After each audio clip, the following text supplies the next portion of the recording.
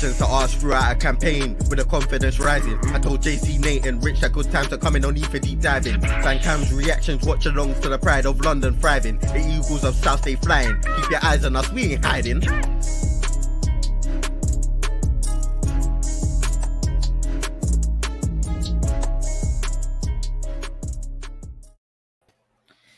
Yes, guys, and welcome back to the Crystal Palace 3, Aston Villa 1 match reaction. I'm joined with Nate. How are you doing, my bro? Boy, eagle-eyed flight delays, eagle-eyed train strikes. I'm just glad I managed to get to Dublin in one piece, but after yesterday, it was a small price to pay for that fantastic performance and fantastic result. How are you, JC? All good, just chilling. That Ray Nephews has already got a dent in it, so we're just chilling right now. I think it hasn't got as many dents as Anthony Joshua because, mate, yeah, mad. But washed boxer. Oh, but yeah. We're on about football here today, and we'll get it started. So, we'll go with you. How was the atmosphere being back at Selhurst Park for the first time in a while? Do you know what? It was very enjoyable being back because I think my last game we drew with, can't remember who it was now, in fairness, but it was just good to be back in amongst it on a match day, getting the match day experience back and everything. I was right by the away fans where I was in the Arthur, so I had to listen to them start singing about when they went 1-0 up and the VAR and all that. That was kind of amusing.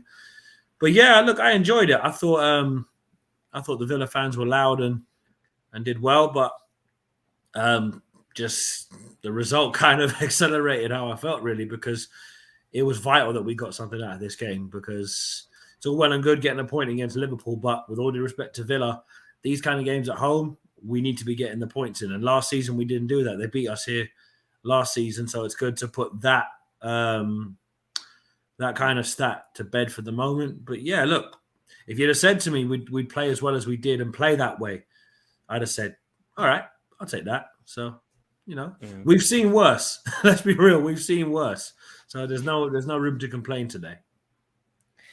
Well, yeah, with the performance, I thought that we had a very good start. I know that we conceded, but I think that was more of a momentary lapse of concentration, more like, because during kickoff, we were having, I think instantly we had very nice one-touch passing going. We were breaking the lines. Zaha was making runs. It looks like when the first ball was kicked, you could already tell that we were up for it today. And I think that showed in how we played. So what do you think about how Vieira set the team up originally before we conceded? Well, good question, Jordan, because looking at the lineup, I wasn't necessarily brimming with confidence with Joel Ward at right back. However, in reference to that, I thought he had an outstanding first half, as you mentioned in your fan gam. Yeah, you couldn't fault Wardy in the first half. He was brilliant. Chet Decore pretty much ran the midfield, which is what we brought him in to do. Just granted, look, their goal, right?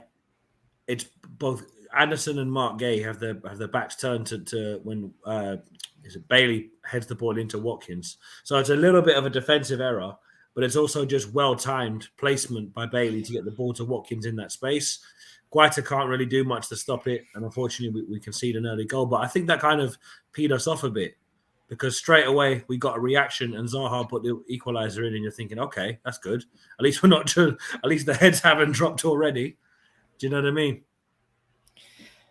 Yeah, 100%, because we replied in 2 minutes, if I remember correctly. Yeah, about that, yeah. But I think I thought it was very unlucky in the way we conceded, because Mark pushed up to try and stop Bailey from getting the head off, and obviously Anderson stayed behind a little bit as Gay ran forward out of the back line to go and press Bailey. But it seemed to have been that him doing that sort of made Anderson play Watkins onside. And because Anderson's obviously not not the right side of Watkins. Watkins, all he has to do is run a little bit diagonally, and Anderson's not going to get round him, really, is he? No. But he took it. He took his goal well. I'm not. We want to take credit. West. Yeah, 100%. But the big question is, what did Vieira change after that goal went in? Because something changed for us to move on straight away. If I had to make a educated guess, I'd say he wanted more urgency from back to front, because that Villa team, we'd see them as gettable and they'd see us as gettable. They've just gone 1-0 up. 1-0 is a very dangerous scoreline in football, that although they do say it should be 2-0. But you could clearly see that, I think, between Vieira and Osh, they must have rollicked them from the touchline and said, listen, urgent, get it, move it. And as you saw, when that ball came in to Wilf from Ebbs, I believe, Wilf took care of the rest and slotted it past Martinez, who, to be fair to him, had a very good game. But look, it's good to see that there's a demand there from the coaching staff that they want us to get back in the game ASAP and not just ride out 10, 15 minutes of being 1-0 down, because that's what we're accustomed to, and that's what we need to break out of doing. Because bear in mind, that's what we were doing a lot of last season. We'd go 1-0 down, okay, 10, 15 minutes, let's see, we will fight our way back in. It was no, right on their throat, press down on them, pause, and we had to make sure that we got in the game quickly, because otherwise Villa could have got a second or a third. So it was good that because we got a very quick response to that, they were like, okay, now we can't afford to go hammer and tone because they've got back in the game. So it was good to see we reacted and we got the result for the reaction. Although, I won't lie, the offside, which we'll get onto in a minute, I've seen it back and I'm not necessarily convinced, but we'll talk about that in a second. But yeah, it was pivotal we got the equaliser. Yeah, I think that for me personally, I think the thing that changed was that we were a lot more direct. And I think that is very clear of Zaha's first goal, because that goal started from Gaeta rolling it out to Anderson. We passed around the back a little bit, pass it to Ward out wide. I think he tries to hit a wonder ball straight to Zaha because he sees the run, but Edouard gets his foot to it to slow it down just enough so it doesn't go flying out of play, and then he runs onto it. So I think it was that when we started the game, it was very like pass, not really get anywhere. But then the direct, just going straight direct, we seem to cut them open in 2 passes, really. I think that's what happened. And also, I've heard that Vieira's told everyone to be more aggressive when playing football, and I think that was most visually shown through Ayu's performance. I don't think he gave their backline a moment to rest the whole time he was on the pitch. No, Luca Digne probably struggled with him because the Villa fans were hammering Ayew at one point, going, Ayew is a banker. Well, words stronger to that effect, but it was kind of funny because I was thinking, if he scores right now, that's going to be so funny. And he should have scored as well. He should have scored, yeah, he should have scored. But it was pivotal that you look at the way in which we fought back in the game when we got the equaliser. I think that will spur us on to get the win, personally, because if you look at Villa's body language, their heads dropped when we got back in the game so quickly because they weren't expecting to take the lead and then we're back to square pegging again. 100%. We'll hit some comments. UK Pat Watkins, what's the score? Big up James. Fantastic performance. It was. Big up. Kings of Football. Yesterday was a great win. Zaha's on fire again this season. 3 goals in 3 games. And he ain't got no end product, apparently. He's not worth 70 million, apparently, but hey, we move. Big up Pat. Big up Louis again. Still waiting for Watkins to tell us the score. Pause. Mate, there were so many pause moments last night. If some of the people were in the Georgian Croydon, trust me, that word was being said non-stop. Especially around Jay. If you're watching, mate. Oh man. I'll just say I heard certain things and long story short, apparently Jay's done out here. Yeah. But listen, it's all love. It's all love. Vive says Martin should have got pissed before the game, would have enjoyed his performance. I think he wasn't he? He did have 3 Ray and nephews, so he was by no means sober when he got to the ground. But he wasn't out of this. He enjoyed himself. It was all good. Sean, the league is very interesting, mate. That's a hell of a result for Newcastle, boy. What a game! What a game! Evening, lads, and finally, Jay. Hope you enjoyed your pint of fruit shoot, bro.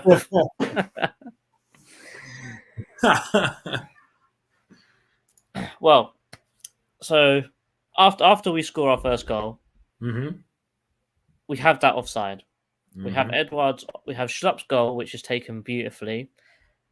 The free kick technique, or how we've manoeuvred around and how we've done that set play, is all worked to a T. But it all comes down to Edward being shoulder hair offside. Run me through how that set piece went.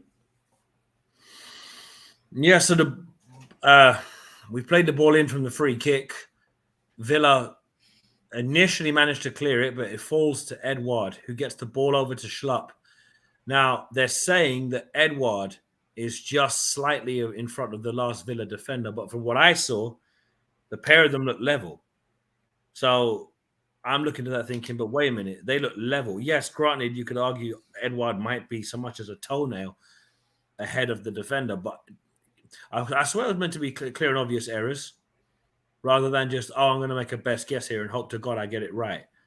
I mean, look, in fairness, as I said in one of the fan cams that we did, if that's the other up the other end of the pitch, we're hoping it's offside. So it's one of them where if it goes for you, you're relieved because you're like, oh, thank Christ. Because against you, you're like, nah, that might be BS. But me personally, I think it probably should have stood, but I'm not going to outright say it wasn't correct, because let's be fair, we'll never know, because the way that the line's moving, that sort of thing, it's hard to tell, because you're thinking it looks on to me, and then they say no, but if you literally look at the top of Edward's left boot, he's offside. It's like by that much of a margin. Oh mate, don't try it. But yeah, it's one of them where I think the offside goal just, funnily enough, it never affected the game, because I think now that we knew, right, these are gettable, we've got a second goal, albeit it was chalked off. That kind of spurred us on to get that second goal, and obviously it came later on in the game. But I was kind of gutted because I was happy that Schlupp scored, because he was getting an awful lot of stick from some of the bods in the Arthur where I was. They were giving him all sorts of stick. It was like, yo, do you realize he's been one of our best players? What game are you watching, mate? Even Martin was saying that, was sitting next to me. He was like, no, Schlupp's been tearing them apart. So, yeah, Schlupp played well. Luckily for him, his goal didn't stand. But, we can't have everything. Penalty, great weather. Well, yeah, I think the VAR thing is just a whole big mess. There should be different ways it should work. But I think in games, if it's factually offside, even if it's by this much, it should be offside. And I think that if they've made the rule, you just got to stick with it and hope that the game can sort of mature around that new rule. So it's a bit more, everyone understands it a bit more, rather than everyone saying, but what if? Because if you accept an inch, then if it's 2 inches, people are going to say, it's only that much more. And then the margin's going to get bigger and bigger, and it's just going to be really blurry. So I think just, if it's facts, if it's on or off by however margin, it should be, that should decide whether it's onside or offside. Yeah, 100%. Rich, what did you think about the offside? I can see fans' frustrations. I think because the rules have been messed around with so many times, when you actually look at it, you're comparing 2 sleeves. Now, by the letter of the law, you can't score with your arm anyway. Do you understand? So that's why it feels so blurred. But we've brought in these lines. I think they've even made it thicker this year as well. So we've brought this in to obviously assist with offsides and stuff. So We just got to take it on the chin. But I'd be frustrated if we had lost based on that decision. That'd be so frustrating. You know? Oh yeah, I think that if I could, I don't want to dwell on the VAR very much, but I think that one way that VAR could be used in a much better way is to have more than one camera to do the lines, because as we saw, the lines are very blurred because like the issue happened here. We're sort of looking at it from over here. We're looking at it on an angle, something. You need like cameras set down the touchline so you get a straighter, more eyes-on view of it, so you can make a better call. There should be some monitors in the stands because obviously not every ground. Like, bear in mind, Anfield and Old Trafford don't have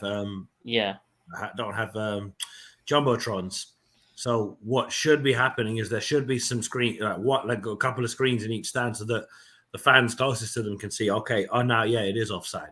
Yeah, because if fans can see it, there won't be as much controversy because you've got a solid amount of evidence to say, oh, do you know what? Yeah, fair play. He's marginally off, but as Rich said, if it's letter of the law, he is off. Yeah, and I think the only other thing is, if you guys watch the cricket, you'll probably understand what I'm talking about. When they have their own sort of check, the people behind the monitor is talking you through it at the same time. Yeah. So they talk you through it and they say, yeah, that's a letter of the law, that's out, or that's not out. Yeah, that's so an LBW. They'll talk you through it, so it's much more clearer to everyone in the stadium and everyone watching on TV that you know what's happening.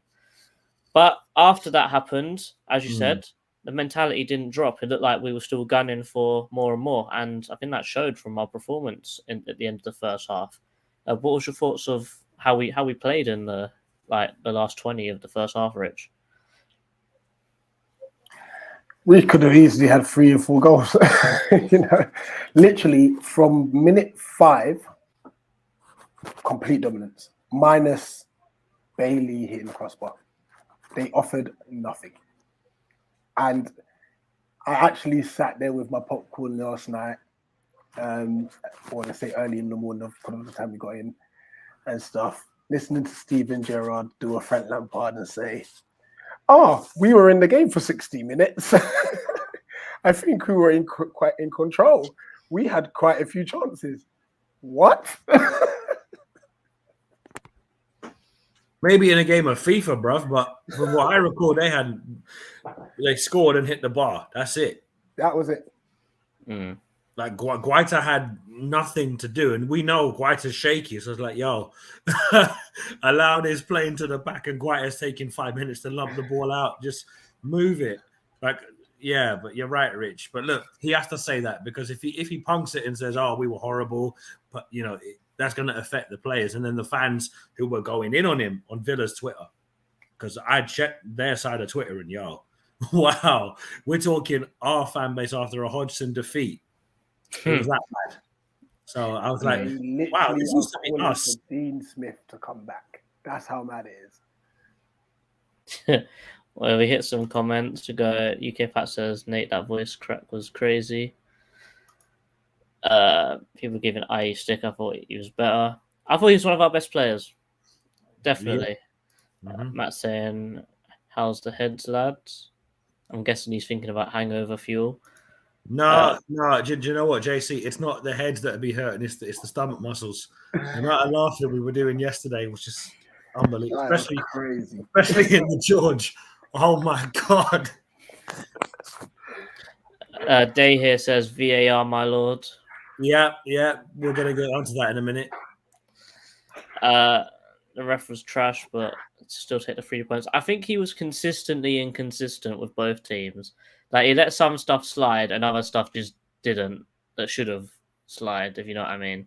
Look, I wouldn't base it on the ref at all. I ain't blaming the ref on this. Like, he was like you say, he was pretty poor for both teams. So yeah, it's all good. Sean says sometimes our fans don't know what they want. Sometimes, every time.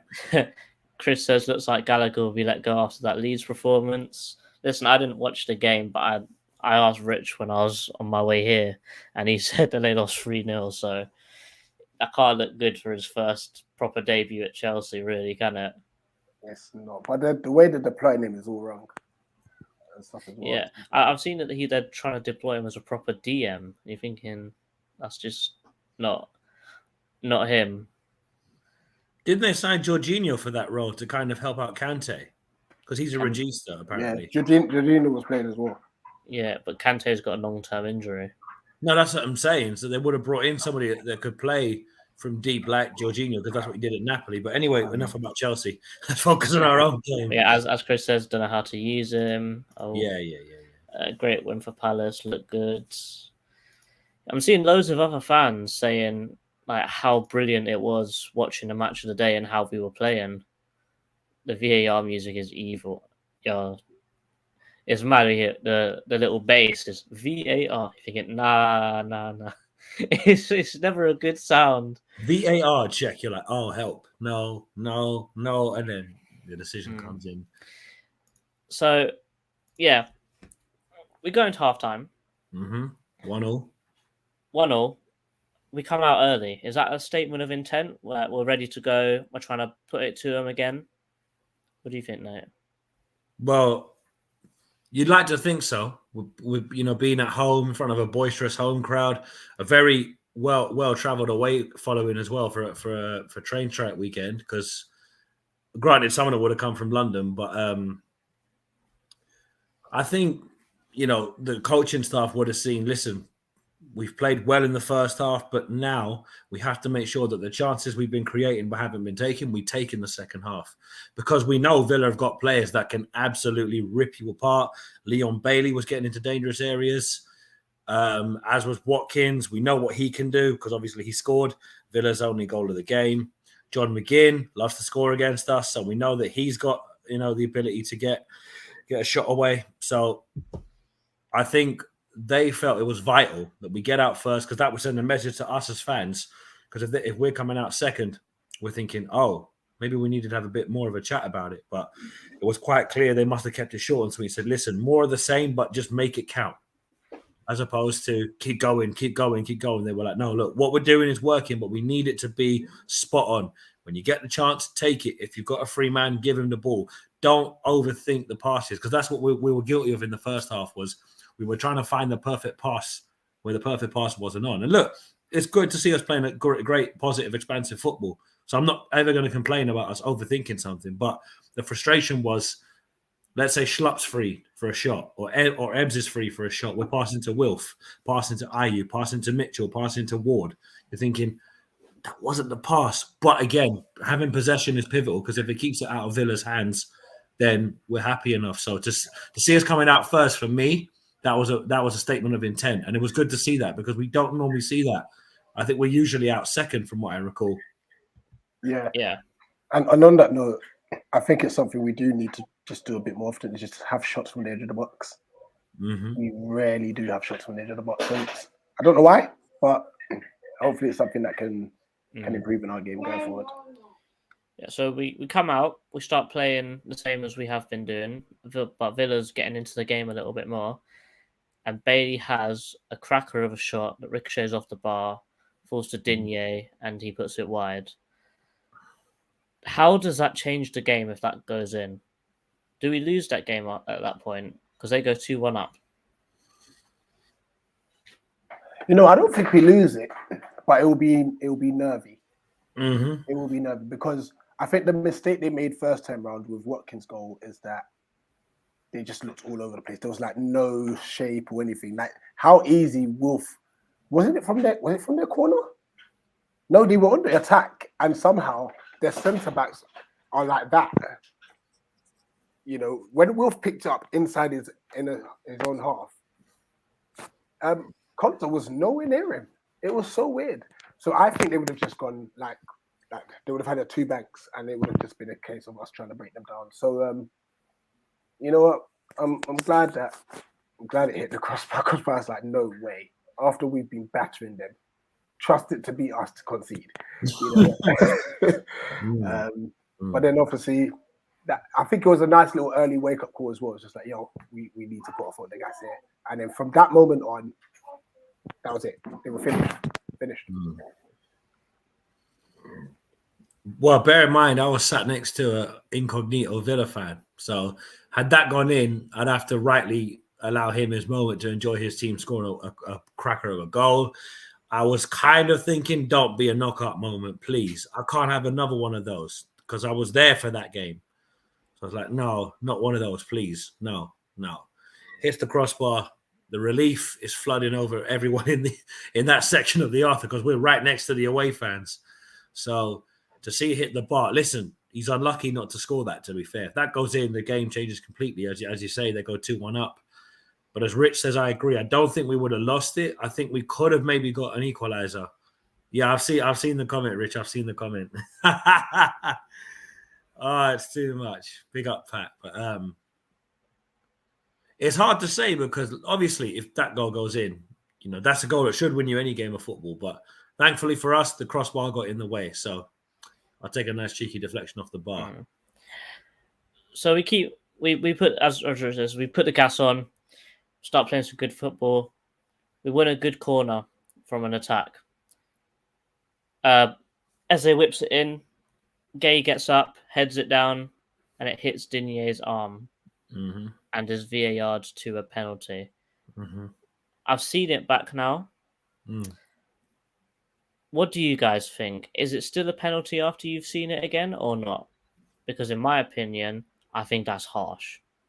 I think it's a very, very, very harsh penalty. It's harsh for two reasons. Number one, was it Gay? He pushes off of him. You can see him push him. That's how, like, imagine they showed it literally. He pushed him off him, so that could have been given as a free kick. Number two, how on earth are you going to jump without using your arms? I think we had one given against us against Leeds last season. Yes. It's frustrating because players naturally jump with the arms up. Obviously, we've benefited from it, but yeah, I think it was a very harsh decision, to be fair. Yeah, because when I saw it back, and I saw the freeze frame of his hand up like this and the ball hitting it, I'm thinking, oh, that's a penalty all day. But the freeze frame doesn't show you that Gay is actually headed onto his arm. So obviously you're jumping, you're already like this. He's got one hand over Gay trying to defend against him. As you said, he has been pushed. And obviously what happens when you push? You move your arms to try and regain your balance, yeah? And the ball's actually been headed onto his hand. You can see he actually tries to pull it away, but it hits his hand still. So I think it's very harsh. And if that happened to us, I'd be fuming. So I fully understand why Villa fans are upset about it. But we move on. We get the penalty, and Zaha misses it. It's a terrible penalty. He only gets away with it because he hits it hard. If he doesn't hit the ball as hard as he did, Martinez is tossing it out for a corner or he's catching it. Yeah, JC, just quickly on the handball. Let's be fair. If that's our end of the pitch and it's our players getting that against them, we'd be fuming if that, you know what I mean? So, was it a pen? Letter of the law? Yes. Was it a penalty in terms of its intentional handball? Not a chance in hell. Like, where can he put his arms? Like, he's going to have to tie his arms behind his back if that's the case. So, it's one of those where, if it goes for you, you'll take it, because you think back to the penalty that Liverpool got at Sellers Park last season. Jota makes the most of contact of Guaita, goes down. If one of our players does that against the penalty, we're not necessarily saying it's nailed on, but if you get these penalties that are a grey area, you got to make the most of them. And as you say, Will fluffed it. Not a great penalty, but in the end got the rebound in the back of the net, 2-1. And that was a relief because I was thinking, right, we've just got away with a massive hit off the crossbar. We've fluffed a penalty but got the lead. The next goal will determine the outcome of the game. And I don't mean to sound like Michael Owen when I say that, but that's the mentality you got to have with that is, right, if we get the next goal, that's a massive positive step towards 3 points. If they get the next goal, oh boy, that is a problem because they were unlucky to hit the bar. And you're thinking, right, okay, we're 2-1 down. We've just hit the bar, so we've got a fighting chance here. But Vieira makes a masterstroke sub, which pays off massively and very quickly for that matter. And I know you want to get into that, but you're just thinking it and going, because I was thinking, where are the subs? Because IU was fading. I was thinking it's time for either Elise or Malcolm. We need somebody on the right with a bit of pace. IU played well. Don't get me wrong. I'm not going to get on this IU agenda because I think it's dangerous to do that. But I'm not going to lie. The penalty was a very poor penalty by Wilf. But let's be fair. If Luca takes it, a lot more people are nervous because Luca's penalty taking, it's not what it once was. But yeah, listen, wasn't a pen, but we'll take it. Yeah, I was going to say that with Wilf taking the penalties, he says, I'm good enough to take the penalties. I should be confident to pick up the ball and take the responsibility. I don't think that Zaha's actually ever taken a good penalty. I don't think he's actually properly hit the corners when he hit the penalty. I think he's just got unlucky with the power he hits it with and that the keeper's gone the wrong way. Do you think that maybe a better penalty taker could be someone like Eze, who was taking the pens for Wimbledon when he was playing down there and when he was playing at QPR, because he's actually had the experience of taking penalties, and whenever I've seen him take a penalty in highlight videos or whenever we played against Bournemouth in the Carabao Cup, he put it right in the corner. Should Will stay our penalty taker after that? I'm happy with being penalty taker. No issues with it. But again, it's up to the manager. If the manager is confident in Will taking him, leave it as it is. No need to change it if it's working. If it's not working, that's when we think, okay, who can take it now? And if so, give it to Ebbs, Schlupp, JP, whoever. Cool. And you alluded to it earlier. We start making subs. I think the first sub we make is Edouard for Mateta. Bear in mind, Edouard had a very good game, I think. And then Elise for IU, I think at the 70th minute, there or thereabouts. And I think in under a minute of JP being on the pitch, we put together a masterclass of passes, nice little 1-2s, Zaha with an outside the boot flick, and TM with a perfect one-touch cross put on a plate for JP to scissor kick the shit out of it and put it straight in the back of the net. So we got JP's first boom of the season. And I got caught on Match of the Day. Yeah, I've seen that. But JC, do you remember how I was saying Copa is a myth? People weren't listening to me, were they? What was that? Mitchell and Zaha combination? No, apparently we don't have good players at our academy. Our academy is a myth. 100%. Just saying. The thing that makes that goal, I think, a little bit better is if you watched when everyone's warming up and when they finish and everyone goes inside, Anderson's there practicing his diagonal passing, and Mitchell's also there practicing his crossing. And that was a picture perfect, the exact same scenarios he's been training for. No pressure, just put a good ball in the box. And I don't know what's more impressive, the ball into the box or the actual finish itself, because you kind of expect JP to score something extravagant like he done. The cross made the goal. The cross made the goal. To whip it round the defender, in between the defender and the goalkeeper, where it's too far out for Martinez to come out for it. But it's too far away for Consa to grab it as well. Yeah, unreal. Oh yeah, guys, the fan camp yesterday night, it was amazing to get so much support and people wanted to share their thoughts and views after the game. So yeah, check them out as well. It's in the playlist down on the channel. Some of us getting spotted and recognised. That kind of caught a lot of us. Crazy, yeah. Yes, we got some other Palace content creators in there as well. We got Tristan 03 and we got Mad Mason as well. So it's all good, But after that goal goes in, are we sitting at that point? Are we sitting comfortable? Are we thinking we've won this game? It was already a case of how many can we get, but once we got to 3-1, it's no, but really, how many can we get? Was there a chance of that scoreline could have been a hell of a lot worse for Villa? It could have been 5-1, could have been 6-1. Oh yeah, it should have been. You think Ayu's one in the first half? He had one in the second half. I'll give him a benefit of the doubt. She lost playing bricks for them. Anyway, I'll give him the benefit of the doubt. Martins came off his line quick. Then Hughes' one was a tame effort. Edouard had Husey had 2 actually. Yeah, I think so. Edouard had another one in the second half. He skewed it wide. There were chances. 100%. But in the saying that, actually, I forgot. Buendia had a good one in the first half, actually. Yep. You know. Yeah. By the way, Watkins, what's the score, mate? What a wallad. I knew Palace Twitter would meme that the second final score. It was so strange for the fact that man scored in 5 minutes. There's no way you could get rattled by fan base in 5 minutes. Surely not.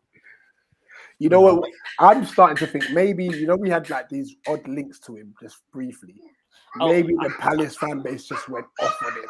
I reckon it might be something, not the fan base, because apparently a couple of years ago we had him tied up for like 13 million, but Roy said he's not good enough or something along those lines.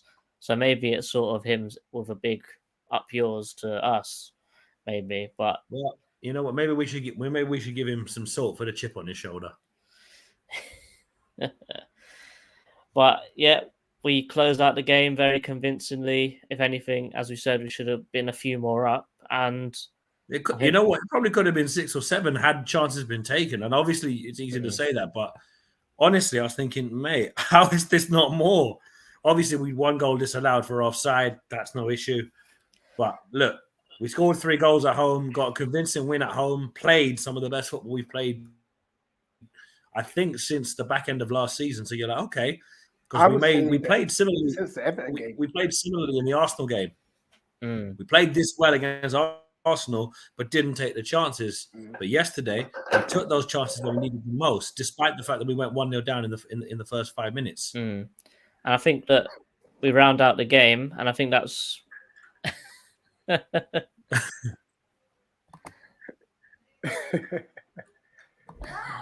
And yeah, well, do you know what? With the way Chelsea played today, my prediction went out the window. So, just saying, if your team turns up, we might turn up, but we need our team to win. So unlucky, I know.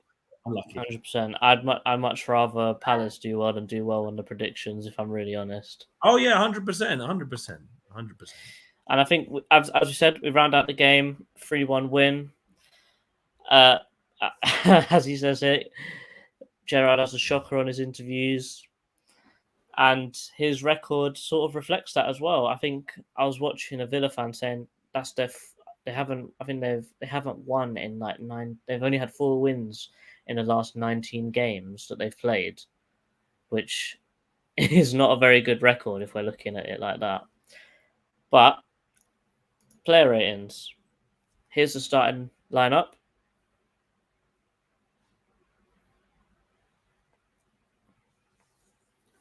And I think we should go through them one by one and give them a rating out of 10. So. 10! We'll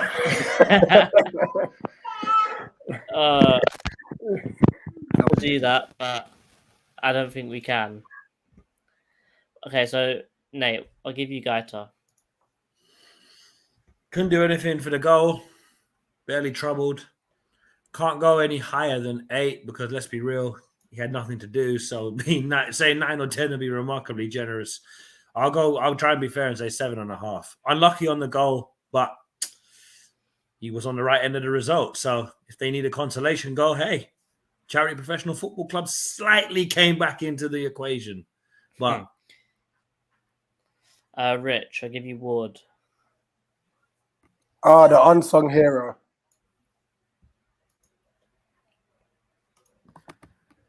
I don't know about that.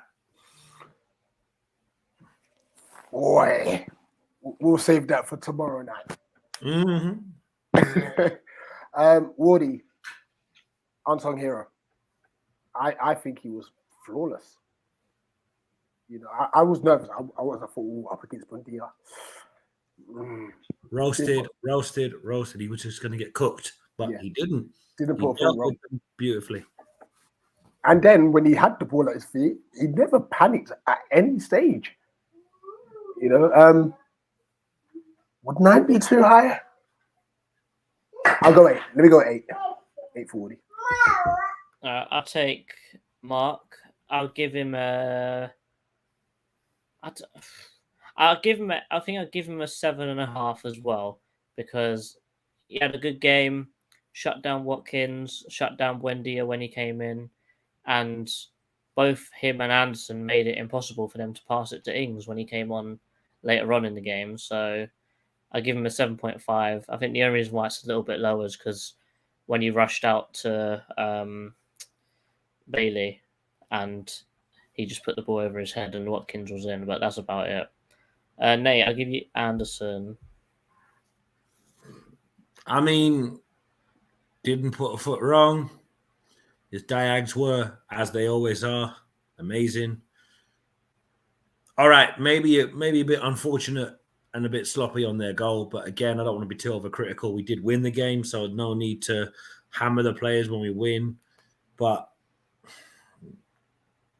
8, I'm trying to be as low as I can with that. I'm not trying to go too high and say he was a 10.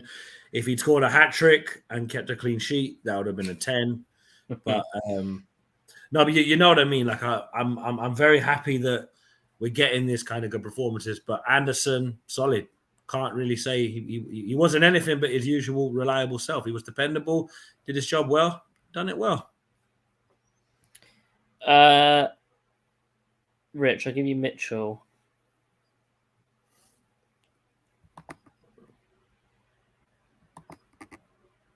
Muted. 9 because he got a miss. That's my thing. Your point in mine's I forget to unmute. Yeah, 9 for Mitchell. The assist got him the 9, I would say. He kept Bailey quiet. Minus obviously Bailey hitting the crossbar, but he generally kept him quiet. So flawless. I'll take the new guy, Chet Decore. He was my man of the match yesterday. I'm giving him a 9. I thought he was flawless. I think he was doing everything a DM should be doing. He was sweeping, he was screening the back line, and he had an eye for a pass, man. He had a couple passes where he broke through the whole lines and put a through ball into Schlapp. You're thinking, how have you seen that pass? And he's so calm and collected when passing out of a tight situation that I don't think I could have given him anything less than a 9. And also his tackling's flawless, man. Especially the tackle, his tackle against Bailey to start off our goal attack as well. He was claiming for a penalty, but he clearly got the ball there. Yeah, 9, 100%. Nate, I'll give you Schlapp. The invisible man. You only notice him when he pops up doing something. He was very. Do you know what? Schlapp was okay. I don't necessarily think he had an awful lot to do because our midfield was going pretty much through Decore and Eze. So Schlapp kind of had a quiet game. Obviously, he scored, but it was chalked off for offside. He did well to get in that position, but Edouard was the offending player on the offside. But I think I kind of prefer him in that midfield role, which is a weird one because I was actually happy to see him play left in case we lose Zaha to a silly red card or an injury. But yeah, Schlapp was all right. I'd say 7.5. All right. Rich, I'll give you Ebbs. Now he was my man in the match. Considering he was being kicked left, right, and centre. Honestly, what a performance! Well, I think the only thing he did bad was his free kick, which he just struck into the wall. Apart from that, he was everywhere, involved in everything. If he had scored, I would have given him a 10. So I'm gonna give him a 9.5.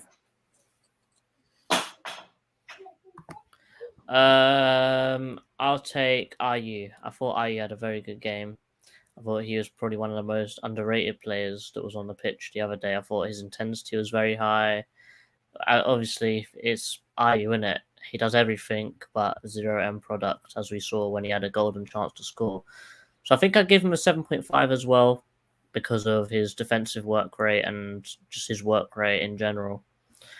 Nate, Edouard. Well, if I listen to Palace Twitter, he's the worst striker we've ever had. I seen that and went, interesting concept, but I'll hold on 1 second. He was unlucky not to score. He tried to get in and amongst it. He was way more physical, way more aggressive.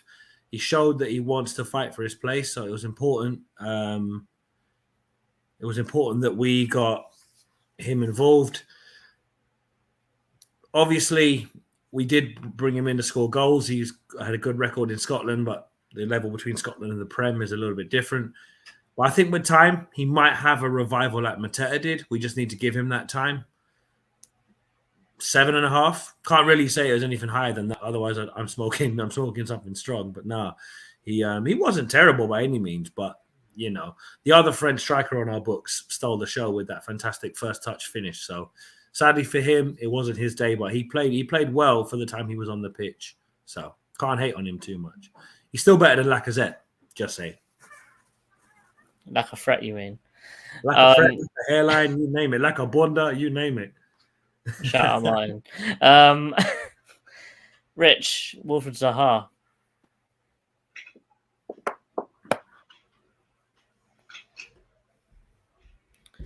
I'm torn with how high I should give him.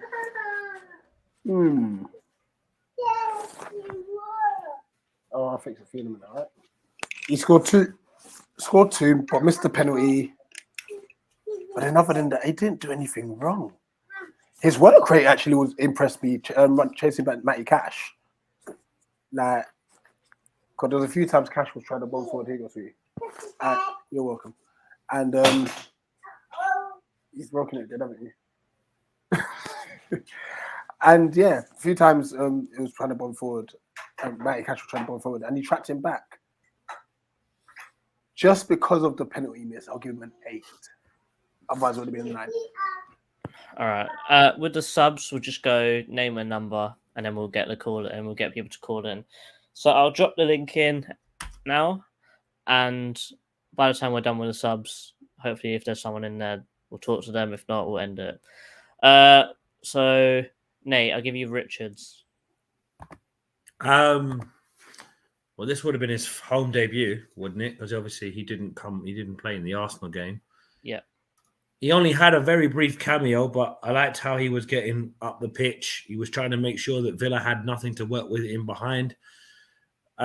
Looks to be a bit of an astute buy. Obviously, it is early days. You don't want to sing his praises too highly, and it goes a bit pear-shaped. So I'm not remotely trying to say that he's the best defender in the world or anything like that, but I like the look of him. You know, he's not afraid to get on the ball, get amongst it, get physical. He's got an eye for a pass. That may be another Dougie masterclass in signing, but hopefully with a bit more time, that'll prove to be the case. But from what I saw yesterday, because bear in mind, he was closest to me from the Arthur Wait because he was playing more or less that side of the pitch. I like the look of him. And Martin said to me, where'd you get him from? I said, Bayern Munich. I was like, yeah, we can sign players from Bayern Munich now. That's how big we've gotten. You know what I'm saying? No more signing players from Scunthorpe and Grimsby and Leek Town and Royal Rovers and Renford Rejects. No, we're Bayern Munich settings out here. But no, Chris Richards had a very good game, albeit a brief cameo. So 7. Can't go any higher than that because I'm 7. All right, Rich. Luca? You know, now that we've not got Kouyaté, and I know I'm not Luca's biggest fan, I'm not mad at him nowadays for like his 15-minute cameos because he brings about a bit of experience and stuff and a bit of tenacity, you know, when you need it best. He came on and he put a few tough challenges in, and I was like, good on you, Luca. 6. I'll take Hughes. I think I'll give Hughes a 7. I think that we brought him on to shore up the game, but this guy was making through runs and had a shot on goal. Thinking, mate, what you do? We're trying to hold on to this win now, and you're trying to go scoring more. But yeah, 7. I don't think he was on the pitch long enough to get higher than that. Nate, I'll give you Elise. Again, 7. We didn't really see him play many minutes today, but bear in mind he is coming off of an injury, so it was good to see him on the pitch. I would have probably preferred to see him start for, say, Oxford and give Malcolm a run out coming off the bench yesterday, but you can't always get what you want in football. So I said, listen, Vieira's gone with Elise, Roberts has gone with Elise, so we have to back it. Got amongst it, but yeah, 7. Like I said, we can't get too, for the lack of time the players had, you can't be saying there were 8s and 9s when they did nothing to contribute to it. Had they scored or got an assist, I'd be like, yeah, that's 7. And finally, JP. Go ahead, Rich. 8. Came on, scored, and then he was. Is it me or is his hold up play and the control a lot better? He doesn't look. He looks a lot less like Bambi. Yeah. It's not as clumsy. It does look less clumsy. It looks very it looks polished, you know. But I'm not gonna lie, first touch and you score a goal like that, mate. Good finish. Very, very good finish. 100%. I got it wrong. I'll be the first to admit it. You know what I'm saying? I'm happy to be proven wrong on Mateta. Fair play to him. Hell of a finish. Big up, Pat. Just before you say something, I just wanted to say big up A Wavy. Don't know if you're like a regular, if you change your name or you're new, if you're first time here rocking with us, appreciate you coming through. 100%. Listen, it was rocking all throughout Sellers, man. It was unbelievable. Subscribe if you're new, smash the like button. And tell your friends, we're here. Yeah, man. 100%. So yeah, UK Pat, what was your brief thoughts on the game, and who was your man of the match? I think my man of match is, I would say, Eze, because I generally feel that he had a great connection with every single person that was attacking, and also I think he nearly went through 4 people. Like, I think he went through one person, then the other, and then he got tackled. Okay, so that's your man of the match. I think most of us agree with it because that was Nate and Rich's man of the match. But what was your thoughts on the game? Like, were you there? How do you think? I was there. Honestly, if anybody I know, like he's not somebody that we usually hate, but Ollie Watkins, he laughed at us, and I'm not gonna lie, he scored in the 5 minutes. I'm not saying we could have came back. I didn't know if we would have came back or not. But why are you laughing in the 5th minute? Like, not gonna lie, if I was Martin, I'd be fuming. Because Martin, if I was Martin and he'd done that in the last minute, I'd be like, okay, that's good, that's valid. But as a Players fan, mate, what is the score? That's quality, Pat. Listen, footballers love to wind up the home fans if they're the away team. It's nothing new. Same thing happens in wrestling and most sports. You're going to try and rile up the crowd, and that's what he was doing. It obviously it backfired on him, but that's the risk you take. 100%. And last thing I'll ask you, Pat, before we round up, is how do you think our playing style was? Do you think we played well? How do you think we played well? I think I can't remember a time where we had it where we barely gave them a chance to go on and score. I feel like we are one of those teams that usually, like Nate says all the time, we are literally a charity football club where we're like, oh, 90th minute, it's your time again, here's a free goal.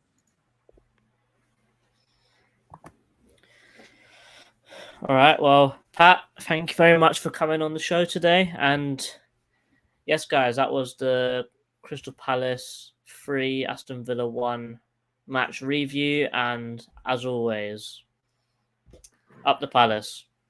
Up the Palace. Eagles.